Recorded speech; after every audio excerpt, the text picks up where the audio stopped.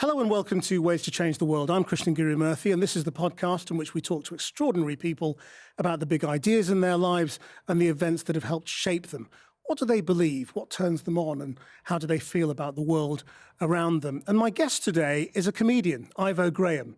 Now, Ivo, we don't have many comedians on this show, and normally when we do, I'm able to say, so-and-so from X or whatever it is, but the world of comedy has changed so much that I can just say Ivo Graham, and you may have seen you on YouTube or on TV or on podcasts. That's exactly the sort of thing. It's just a bit of a random spread of stuff, but not an extraordinary person. I'd have to nip that in the bud immediately. I hope so. I hope so. Because, I mean, it's very nice to sit at this table with you and be treated as if my take on the world and how to change it is of any worth whatsoever. But I'm 29 and I'm a stand-up comedian. And I think both of those things invalidate me quite a lot. Oh, on the contrary. I mean, the fact that you're a stand-up comedian means people want to know your take on things. Well, yeah, increasingly. And I'm not entirely sure I'm comfortable with that, this sense that... I mean, I obviously see the value of ideas conveyed through jokes often being very subtle ways to get into people's heads and often far more effective than a slightly drier discourse. But... I don't think that any of the stuff that I've done has really moved things along in any of the big areas. But maybe that's still to come. Well, I mean, what is your comedy? I mean, you're not a political comedian, are you? I mean, are you an observational comedian? I'd have to say it's a mixture of lots of different things, but rooted essentially around autobiography. It's always autobiography. It's either the bravest or the laziest, I think, form of stand-up you can do. And in my case, it's probably the latter, because every year I trudge back up to the Edinburgh Fringe and I do another hour basically about what's been going on over the last year and how it's made me feel.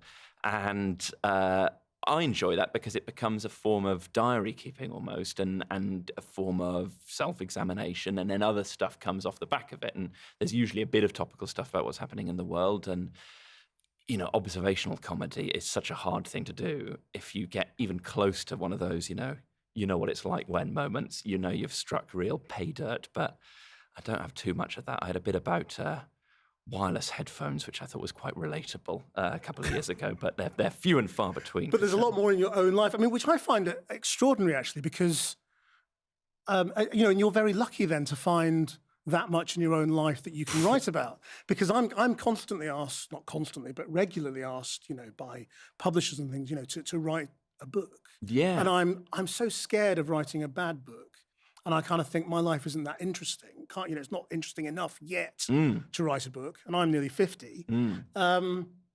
For you to be able to mine your own life... That's me understanding your point rather than agreeing with you, by the way. Yeah, I wouldn't read that. No, but I mean, for you to be able to mine your own life on a pretty much daily basis to come up with new material is great.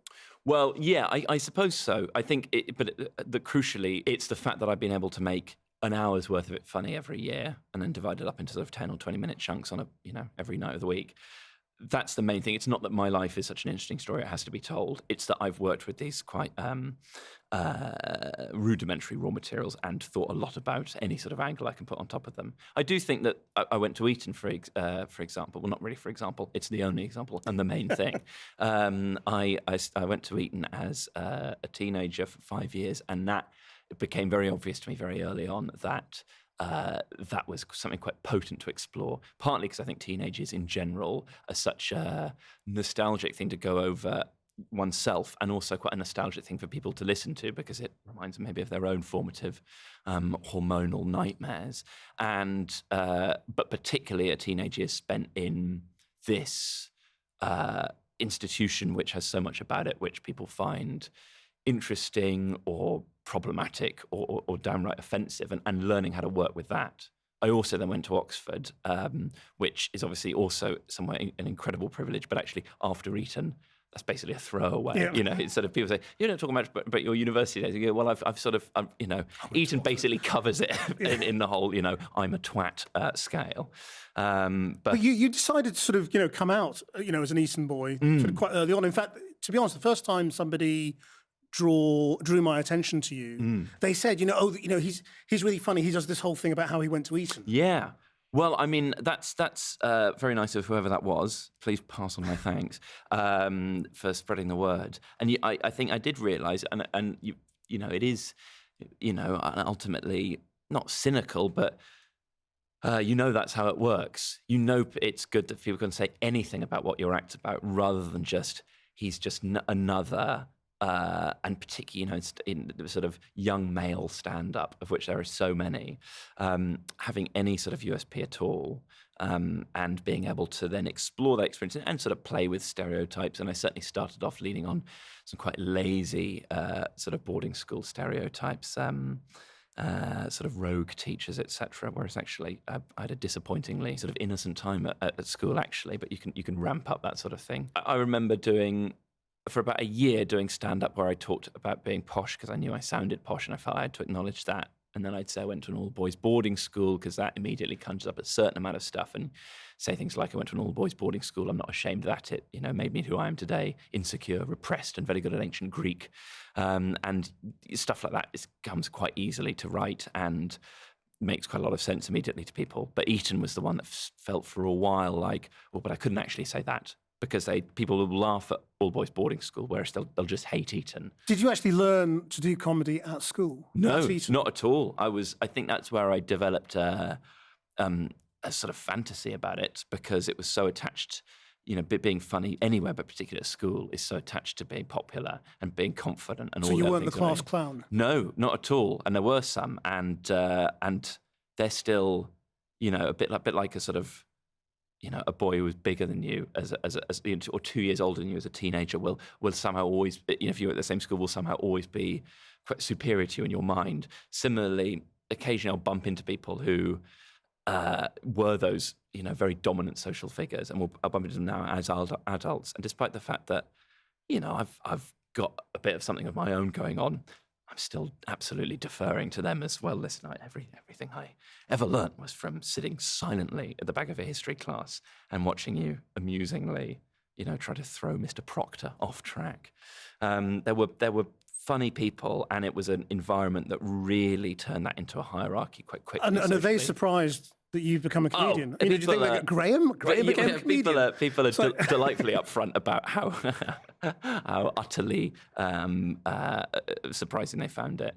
But then there are other people, you know, a couple of friends I had as teenagers, actually usually people outside of school, were the ones that I really started to try and like make laugh, probably because it was outside of school where everything was, you know, how it's set in stone at school. If you're popular at 13, you're popular at 18. And if you're unpopular at 13, you're unpopular at 18. There's very little social mobility in between.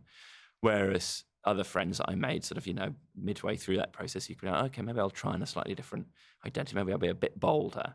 And they boosted my confidence. And then I went to university and didn't know anyone. And that was where I started stand-up. And then it slightly snowballed from there. And then I did the Edinburgh Fringe a couple of times while I was a student. And by the time I'd finished at university, I was lucky enough to have an agent and a few gigs in the diary that I was getting paid for. So it was just about a viable career opportunity from then. And when you started that first gig, I mean, you'd written it all, had you? Or? Yeah, I mean, it was only 5 minutes. Which obviously, when you've never done it, that's a terrifying. Still, you know, yeah. And also, stand-up comedy. It's amazing how quickly a funny comedy set can expand, and how much an unfunny one can contract time-wise. And you know, to this day, it's amazing how you're having a good time at a gig, and maybe an anecdote's going well, and so you're sort of throwing in little details you hadn't even planned to, and you're chatting to the audience, and that's sort of going well. And suddenly you look at your watch and you realise it's time to go, and you've only done half or a third of what you'd meant to, or you are having a terrible time.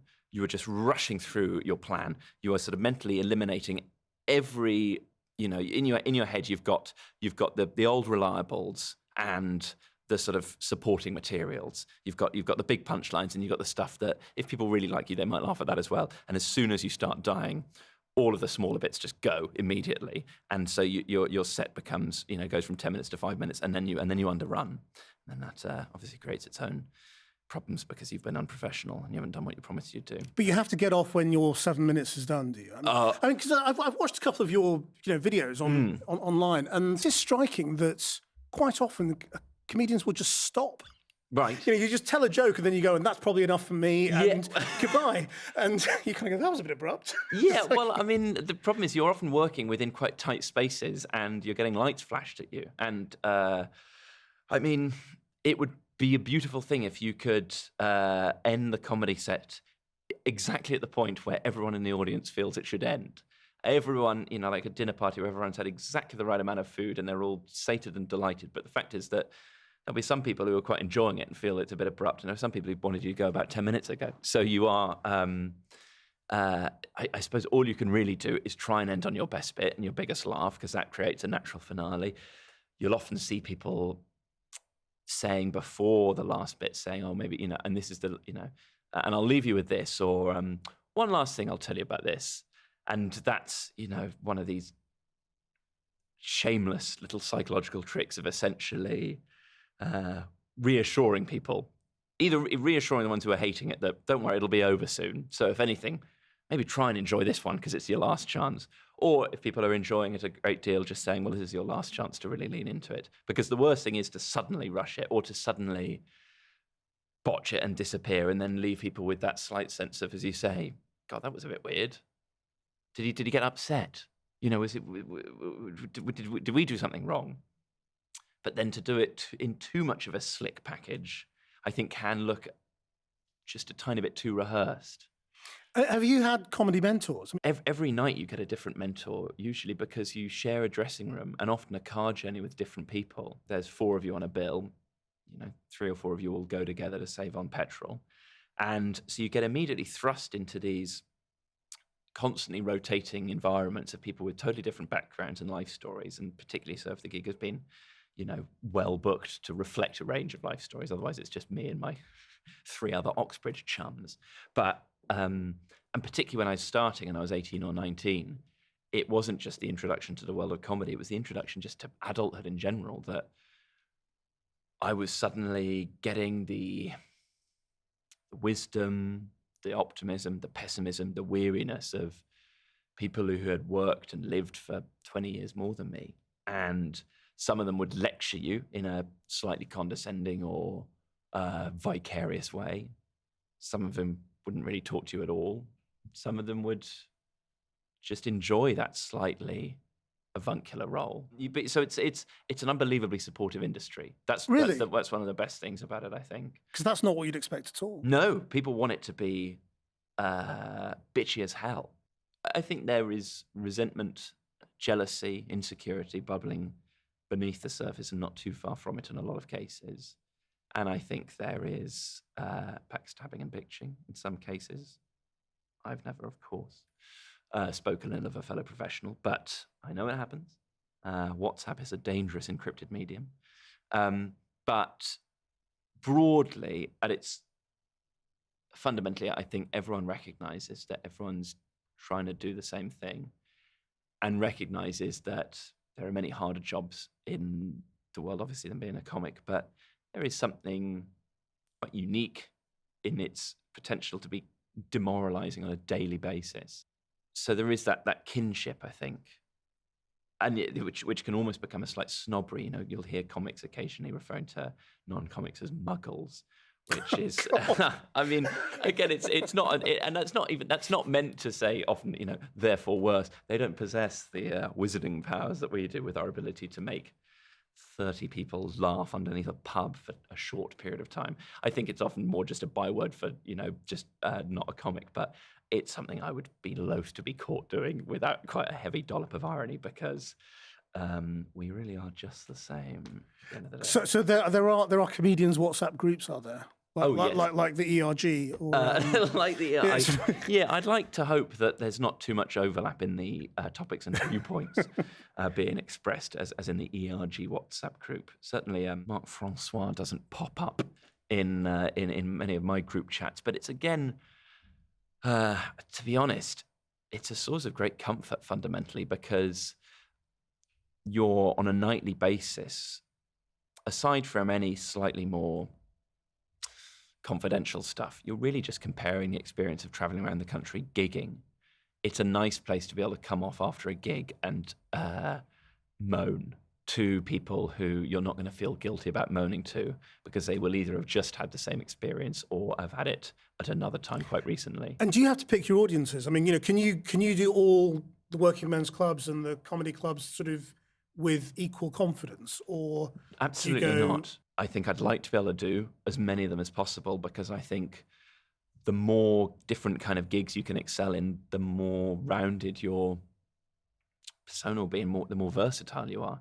But of course, there is a lovely art centre is hard to beat for the kind of slightly self-important but undeniably keen clientele it will attract. Whereas the harder gigs are often where people have just gone because anything's on, or because it's the prelude to a big Friday or Saturday night on the Lash, or not even the prelude, it's midway. So it's go on, be funny then. It's go on and be funny, make me laugh, and ultimately I don't really care anyway. And if you're not funny after 2 minutes, I'm going to the bar because there's someone else on anyway, and this isn't what this is really about. And again, I think comics can often talk too snootily about that sort of thing. We all want to get drunk on a Friday night, and I've been in situations where I've been a bad audience in things, because you just that's how life happens sometimes, or you're part of a group booking where someone has taken it upon themselves to book all 15 of you to something you don't want to do. It's just that's particularly uncomfortable when it's comedy, because it is something that people can decide very quickly they're not enjoying, and can then disrupt very easily by even just a quiet bit of chattering, or just the projection of some negative energy. And I've been on stag do committees where someone else has said, "Oh, I'll tell you a fun thing we could do is go and watch some comedy maybe before we go to Infernos."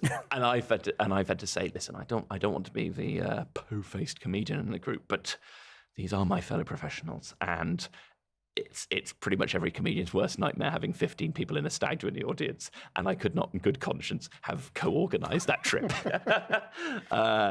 and be potentially even, if it's been a very nice afternoon in the beer garden, breaking my own rules and heckling myself.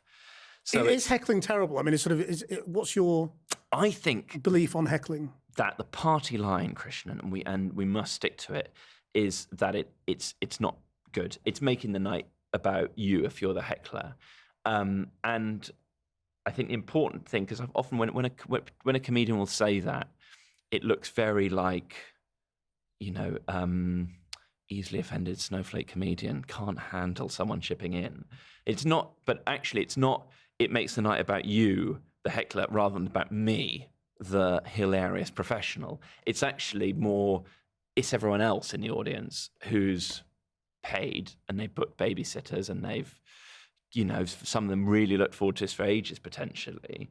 And I don't mean that with regards to my gigs. I think people have barely thought about my gigs until the minute they're there. But I've been at gigs as a fan. I remember I saw Mark Watson, who's I think is great, and again has been a bit of a guru over the years. And I saw him at university at the Playhouse in Oxford, and he was being heckled by someone. And he was being very funny with it. He's very quick and very self-effacing in response to hecklers in a way that I find very charming. But though what was happening was funny, there was a bit of impatience, and someone else just shouted out, "We came here to listen to you." And they were obviously complaining about the heckler, but they were also slightly reprimanding Mark Watson and going, "Stop giving this person the oxygen of." Because you've presumably got some anecdotes of your own, and we want to hear them because we love you, and the pre-prepared stuff is usually the best. That all being said, I really enjoy improvising on stage and being on the back foot, and I think it's maybe something to do with feeling like, because of where I come from and because of how I sound, there's something inherently a little bit pompous about me, and there's something very self-important about stand-up in general. Listen to me in silence, for I am the funny one. And I think there's also the thing that even though I'm very proud of my material, if you're anything like me, I'm either the material is slightly too old and I'm a bit bored of it and I'm ashamed that I'm still doing that material, or it's too new and I'm not confident enough with it yet and I know it's not good enough. And it's very, the golden period of material being finished, ready, and good to go, but still fresh is alarmingly short in my case a lot of the time.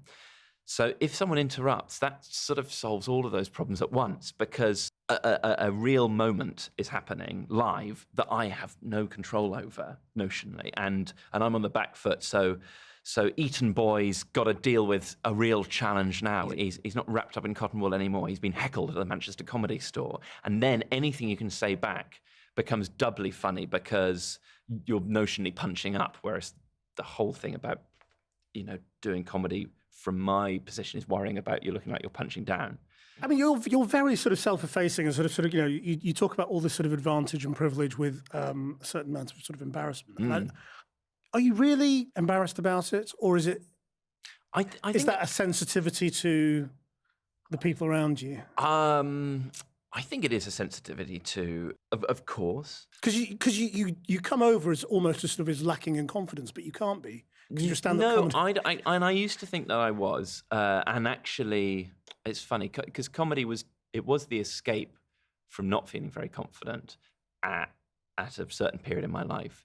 Being funny socially with certain friends when I was a teenager, and then with more friends at university, and then making that my thing and getting laughs on stage, which is obviously a great feeling until you become numb to it and life becomes a misery. But that was great, and the topics that I talked about were teenage foibles, lack of romantic interest, that sort of thing. So I got good at talking about the things that I was insecure about, and then those were the things that then made me funny on and off stage. And then that became the root of my self-worth.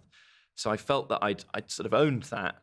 And now, while I think I'm being very sincere when I talk about the things that I'm not entirely comfortable about my past or where I come from, I know that I am fundamentally wielding a certain degree of assuredness now. I know that my stand-up goes down well most of the time. And that's partly because I'm lucky that increasingly I play to an audience who've come to see me and on tour in London or at the Fringe. So I think self-deprecation is as much to do with, firstly, not to come across as unlikable to new people who are coming across you, but it's also to keep yourself in check, I think, because if you've had a good life and a nice life and beyond feeling at times a little bit underappreciated at school, which is not a particularly traumatic thing. Apart from that, I've had a pretty great life. And then you become a stand-up comedian, and that goes relatively well, relatively quickly, and you're able to earn a living from that. Then, of course, you're going to start going, maybe I've worked all of this out, actually. So, because you don't have to be, like this. I mean, if you think about the time we live in right now, I mean, your tribe are in the ascendancy. Right. Again. Yes. Yeah. I know. What a horrific ascendancy it is. It's not something to be embarrassed about because people have embraced it. And well, it is interesting that I do. Do you mean sort of Etonians, for example? Yeah. I mean, I think that I do obsess. I think too much about having to get the apology in for going to Eton immediately, because you just think about what a loaded word it is. Whereas actually most people will just think, well, that's one bit of evidence, and we might associate certain things with that bit of evidence, but we'll take all the other evidence that you're about to present, rather than me going, right, now before I say anything, I must let you know that I do hate myself for having enjoyed this very good education. Because actually, it's kind of as much as anything, it's a show don't tell, really. It can come across as disingenuous if you do it too much. And actually, there is, of course, a stereotype of British people being, and people sort of globally being fascinated by, being obsessed with class, the interest in old institutions that will fuel something like, that the Hogwarts world of Harry Potter. This conscious or unconscious deference to people who sound a certain way, which I think is key to certain people in politics being able to get away with what they do, despite really quite, in some recent cases, quite objective levels of incompetence. There's still a looks the part, sounds the part thing. But you think there's a difference between comedy audiences and the rest of real life? Our comedy audience is more lefty, more Well, that's woke, it. That's the thing. For example, I think because we now live in a world in which Prince Harry is being accused of being a left-winger yes, by right-wing that disgusting. columnists. My and that disgusting. Meghan is regarded as woke, and that's terrible. And no, it's really quite. I mean, obviously, there's been a lot of bleak of late, but some of the stuff coming out of this Harry and Meghan stuff is, if I may use a bit of understatement, a real shame. Did you know him at school, by the way? No, he was. He'd left by the time I arrived, sadly, because the school sounded like a particularly fascinating place to be when the prince is there, because you've got bodyguards walking around. I think the thing is that if you're judging, you broadly in life, you shouldn't judge anyone for anything in too knee-jerk a fashion. You should wait for more evidence, and that includes things like, having had gone to a certain school. So that it may be, as I say, it's a bit overactive, the need to apologise for it. However, the problem is that a lot of the people that I respect the most, my fellow professionals, the people I read, the people I'm like watching the most, come from quite a left-wing standpoint. They are progressive thinkers. They project, a sort of from a position of maximum tolerance. So those are, to put it very bluntly, the ones I want to impress the most. I don't want to do so in a way that comes across as disingenuous, or to look ungrateful for the life I've had, or indeed to lose the approval of the many well-heeled family friends who continue to attend my shows. But is it easier to be a left-wing comic, though? I mean, if you look at the number of successful conservative or right-wing comedians there are at the moment, it's really small. Sort of people like Jeff Norcott, are carrying an awful lot of weight. Yes. Best of luck to you, Jeff. I know it's a burden, but a lucrative burden. Because the old-fashioned ones, the Bernard Mannings, the Jim Davidsons, they are not back in fashion. No, they're not back in fashion. We're all waiting for the Manning revival, but I think it could be a while yet. I just don't think people want to hear. We've had very recent data to remind us of just how right-wing, quite a significant majority of the British people are feeling at this moment in time. But those are still, how you vote is still an expression of, in many people's cases, quite a private self-interest or conservatism, I think. It's not often attached to values you want to go out and revel in on a Saturday night, if that makes sense, which is not to say that people can't speak from that perspective and be very funny, self-aware about it and preach to converted. But if I were to try and do it, it would just be hateful. I think we do live in very polarized times. I think stuff, to use the most simplistic and childish summary of events, it is a very scary place as well right now. And I think a lot of that comes from a lot of things being normalized in common discourse, whether and obviously I don't think stand-up comedy is to blame for a lot of that, but it is a big part of it. I don't want to be part of that normalizing force, even if I think that I'm doing it in a way that is funny or ironic. I want to keep a certain distance from it, and that includes a certain distance from the aspects of my own past which bear resemblance to it. And I want to do stand-up comedy about my life and my experiences in a way that I have total authority over, because I don't want to speak on behalf of anyone else, and I don't want to mouth off about anything unless I feel very confident that I know what I'm talking about and that I've got a couple of jokes at the end of it. And that is a criticism that is occasionally levelled quite legitimately at certain left-wing comedy, that it's making a point more than it's making a joke. And there are audiences, particularly in these times where those audiences are despairing and want to go and feel part of some sort of community, who love that. But they are often agreeing more than they're laughing. And I crave laughter, Krishnan. Does it make you happy? I mean, I go to comedy. What sort of comedy do you? Oh, great. Kind of when I want, because I think having a night of laughter is just really, really good for you. Yeah, of course.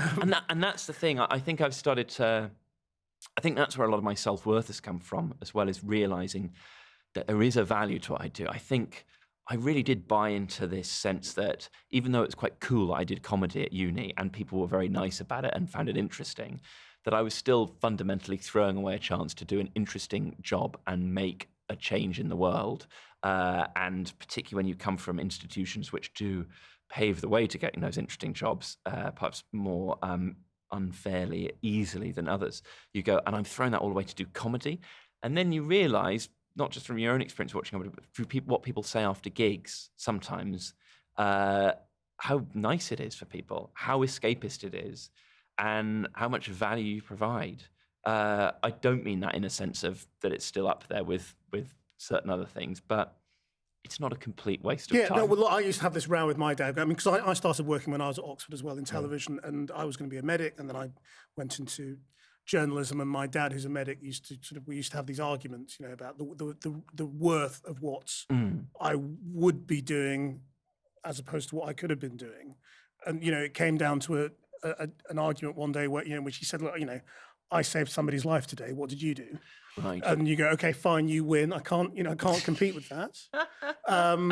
But there's no doubt that what you do is valuable. And what did your dad sort of make of your career as it progressed? Oh, he's fine now. Was there a point where I wouldn't say okay, he thinks what I do is fantastically valuable, but I mean, he's perfectly proud of me now. But no, I mean, I think, as I say, I mean, I choose to go out, not, almost deliberately to comedy, when we kind of think, God, I need a laugh. Yes. And you come back and you've belly laughed for a bit and you feel better. It is, and that's why you have those weird therapy courses where people tell you to laugh. Yes. Even if you're not actually experiencing anything funny, which is just weird. But yeah, I mean, I don't know how therapeutic I've found it myself to do it, but it's lovely to think that it's, at the very least, it's a break from everything else. Yeah. But how do you think comedy is going to go now, given the social times we live in? I mean, in the 80s, we had the political response to the politics of the time and alternative comedy and Ben Elton and that whole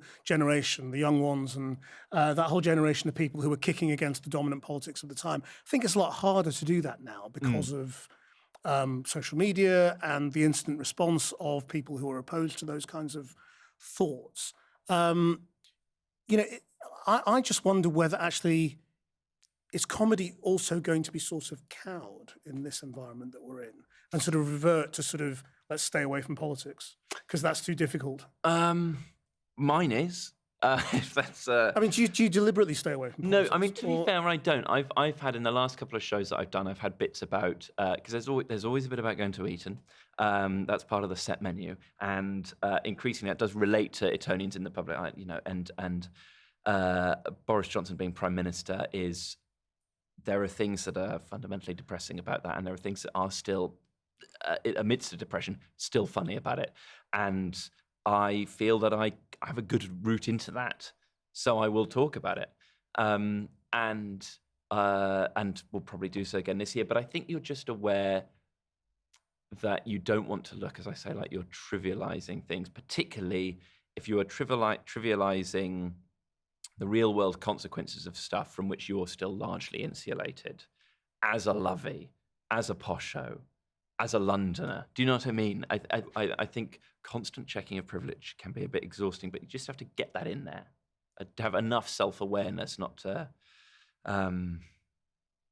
look completely out of touch. And I think that will be a challenge for comedians who want to play that centre ground. I think there is more and more of an audience for people who want to speak to the opposite ends of the spectrum. I think there is a lot of left-wing comedy, which is some of the best comedians in the UK are doing it, and also some of the most interesting topical voices, and there's an overlap there, but can be, as we've said, kind of just polemics for people who want a polemic.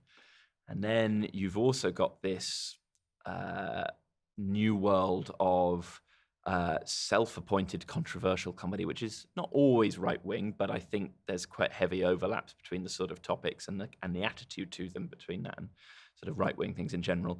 And that has its audience, and it's an increasingly gleeful audience partly because of the many victories the right-wing are striking at the moment, and also because there is this narrative and slightly self-serving narrative of those sorts of comics saying the unsayable and those audiences listening to things that really shouldn't be being said. And so they're all getting off on that.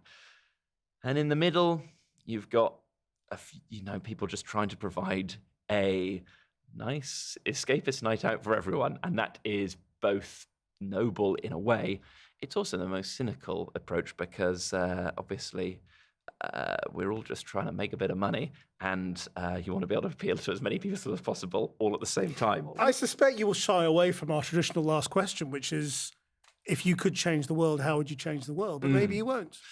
Well, I probably will shy away from the aspects of it that which overlap with what we've been talking about, but partly because I've just waffled on quite enough about that. I do, I'm very scared by the way the world is going, because it does feel like equality on a lot of levels is being compromised and challenged, and while progress is being made, this use of wokeness as this stick to beat things with is becoming increasingly effective in shutting down sort of progressive voices. And it's better if you're asleep. Yeah, exactly. Injustice. Just stay asleep, particularly if you're, if you're white. And so I think that I obviously would like to see a world with as much focus on equality, as much shutting down of hate speech, and as much rapid environmental policy change.